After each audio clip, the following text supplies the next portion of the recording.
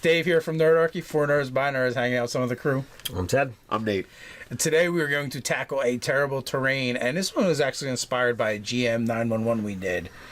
So the great part about this one is we said, all right, let's do a water thing.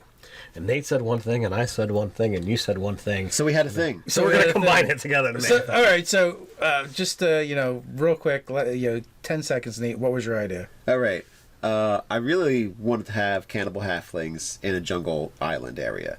Okay, in a nutshell, that's it. That's Ted? it. That's what I wanted. I said I like the idea of some kind of, magical Bermuda Triangle. Okay, so I had the idea that I wanted like a small island strewn with runes rising from the water. Right. So we said combine. So we've got this magical Bermuda Triangle with water, or with runes rising up in the water next to an island inhabited by undead halflings. Yes, but the island does actually rise from the water. It's the way we're doing this. Okay. So, I mean, there's a couple ways we could do this. One is, like, everything... There isn't anything particularly living on the island. And that's why every once in a while it raises up from the water. That could just be the description thematically. It could actually just be kind of appearing Right. from somewhere. Very Bermuda Triangle-esque. Esque.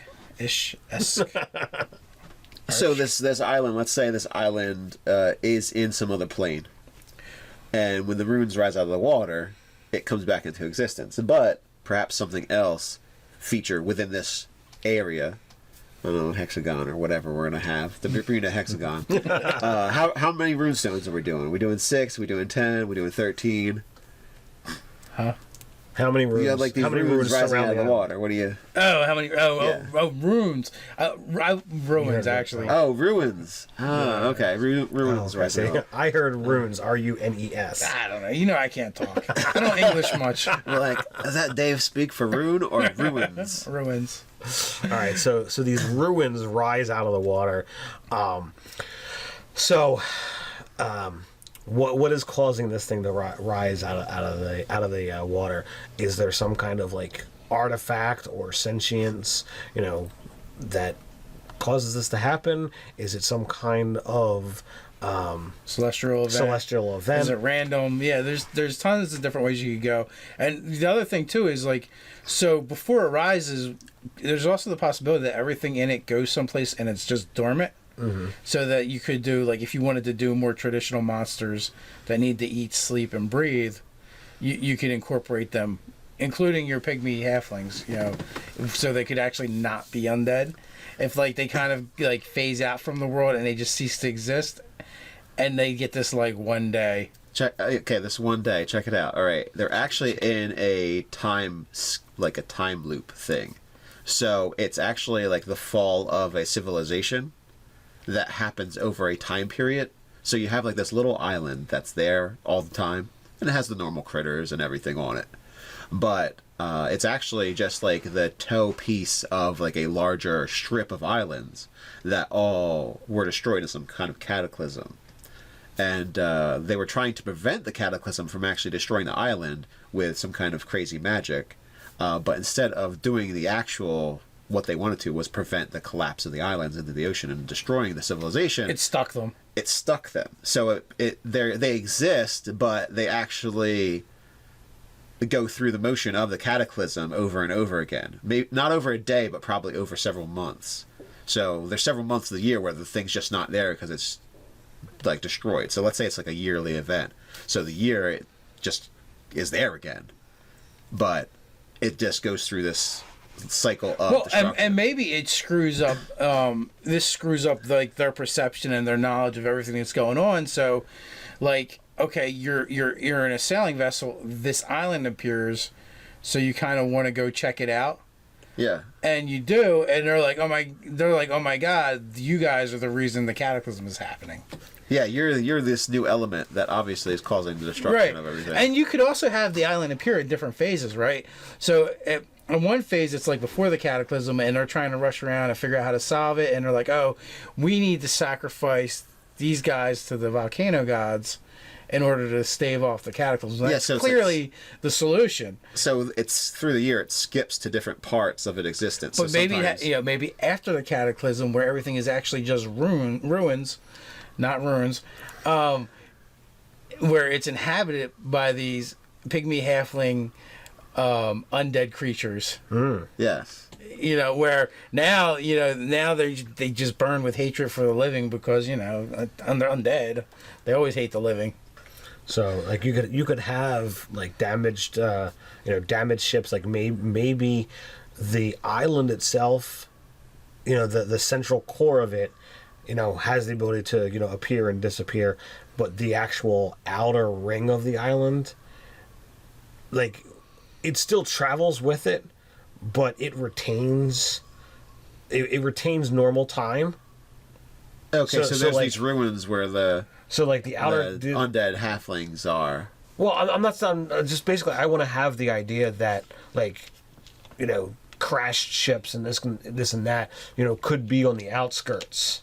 Okay. So that it still fits that. Well, that's what I was saying. There's still a part of the island. There's like a barrier reef that kind of like surrounds the island. Mm-hmm. So it's shipwrecking ships all the time because this reef barrier just appears that wasn't there before. Yeah, that's kind of what I'm looking for. Yeah. So there's lots of flotsam and jetsam in the water, and maybe corpses, maybe like they could totally do an encounter with a derelict ship that's like half sunk but hasn't sunk all the way, or stuck on the reef, and you have to kind of like solve the mystery of what happened to the actual crew, or maybe they're on there and they're undead now. And another major issue is the area is all screwed up with this time issue. So you go into this section and then you're like, oh wait, it's not January. The stars tell me it's January, and we're supposed to be in September. So it's like, am I turned around in the wrong direction? There's like disorientation that would happen from day to day, having this issue of trying to read where you are and where you're going when nothing's because it like transports the sky above the island with it, which is different from the sky you were just looking at. Yeah. Well, I mean, I would say more the perspective, like the perception of that area. So if you were looking at something, sorry, that's my fault. That is your fault, Nate. What do you guys think we should do today for that? Don't hurt insolence. Me. So I would say, like, I love the idea of the difference of stars, but like if you're on the water, you see what's normal. But when you step foot onto the island, that's where the perception changes. No, it's not just. That's what I'm saying. It's like it's not an area if it's just the island that does it. So I'm saying like the whole area is screwed up. Okay. So wherever you are in that area, things are different times in different places. Yeah, because the reason why I like it because the stars is a huge thing for navigation on the sea. So if all of a sudden there's kind of like an alien sky above you, it's going to make it even worse. Right. Like things are moved and you're like, I don't know, I should have went left, I think. I don't know what happened. Because, that constellation wasn't there before. That's the wrong one. That's true. That's true. And also, it's also a good way for foreshadowing, too.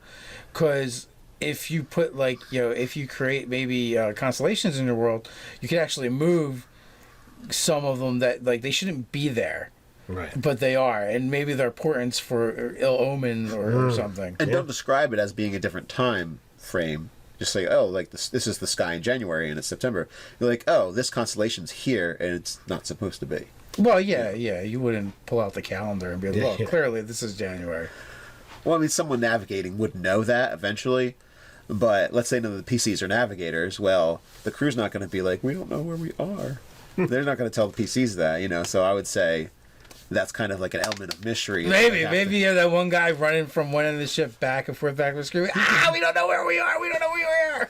So it gives you that compass feel, spinning feel, without it actually, having to have a compass to have that disorientation. Disorient them. Good idea. So on the island. Dun, dun, dun. So there's different periods. One is I almost see your pygmy halflings as being like almost. I almost want to do something like Aztec-ish with them. Yeah, I think that fits. Okay, I mean I'm fine with that.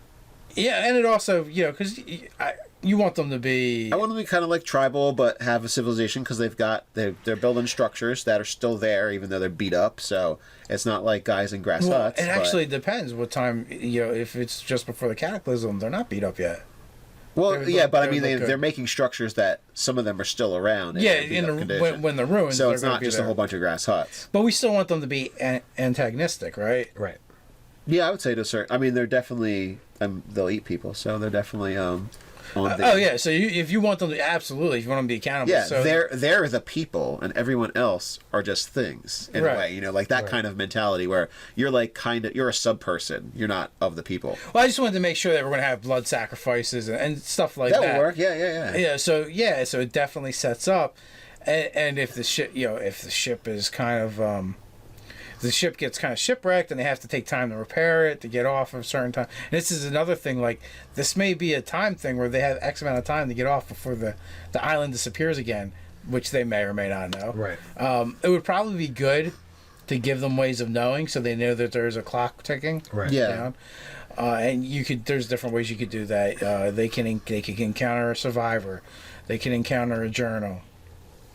Just off the top of my head. Right. Mm-hmm. So they have to survive, or maybe an important passenger in the ship or the captain himself gets kidnapped by these halflings and they have to rescue him.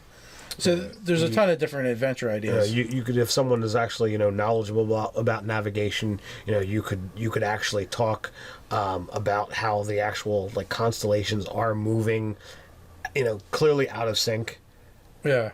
So it's like, okay, a simple investigate roll will let them know that, okay, well, by the time it gets to here, it's going to be out of sync with what's going on outside. There could be legends and myths about this place. That's true. I was just thinking that would kind of give away the issue. I mean, they could just know that there's problems, not necessarily that's a time issue. Right. But I was thinking that if you hired the captain on and you're going far away from where he normally is, but he's interested in getting, whatever sum of money or whatever you've offered him. So he's like, yeah, sure, I've got a vessel that can travel across the ocean. I'll totally do this.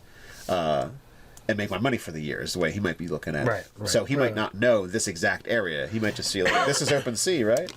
Well, yeah, and also, no one comes back, so people don't really know. This is also true. Yeah, it's like like mystery of what actually happens. Yeah, no one knows what happens. A good way to do it would be, that, they don't know anything about the myth until they're on the island and something stirs that memory. Something's like, this is the first clue about the myth. So it's not like they knew about the myth, or it's not like they knew that this was the myth when they left the ship. Right. Or, as you're going into the encounter, I could also see maybe that one tall tale telling sailor that gets dismissed all the time. Maybe there's some foreshadowing and he's totally, this is the thing, and goes into the story and everyone goes you're crazy and you drink too much rum. This island is why I drink rum. Yeah. Maybe he's actually been here before. He's like a lone survivor. He could do that. He could have made a raft out of all the little ship pieces and gotten away the first time. Somehow. Or the next time it appeared. One of those old sea dogs. So in some senses, it's almost like it's not one island, but many that appear because they're just they're pieces of that island. It's that island, but from different pieces of time. Right. And they almost exist independent of each other. I would agree. So, if you're there just before the cataclysm... and the island, when the island goes away, there's the question of, does it go into its own demi-plane and things kind of just keep happening anyway, or does it get frozen in time? There's definitely different routes you could go with that. Absolutely. And with it being chaotic because of this magic that didn't happen the way they wanted it to, all of them could be possible. Yeah. Like multiverse halfling island. So you've got these essentially infinite islands, and sometimes they're frozen in time. Sometimes they keep reliving 24 hours or an hour. It's Groundhog Day. Nice. Plus sliders. Yeah, so that's what happens. So what do you get when you take Sliders and Groundhog Day and put them together? You get Nerdarchy terrible terrain. Yeah. Oh, we should name the island. Putting me on the spot here. Of course, that's what we do. Yeah, I got nothing. Yeah, so for the myth, like Isles of Dread or something like that, but I feel like that's already been used. Well, the myth can be whatever. It can be, I feel like the myth name is actually more important than the real name. Oh, yeah. Like the Sea of Nothing or... The Isles of Eternal Dread. I don't know, something like that. Yeah. I don't know. You guys, why don't you help us out? What would you name this island? What do you have some more ideas that we should put on the island? Or, portents or anything like that? Feel free to weigh in the conversation in the comments below. While you're at it, like, share, subscribe. You can support us on Patreon. So check out the articles on nerdarchy.com. So until next time, stay nerdy.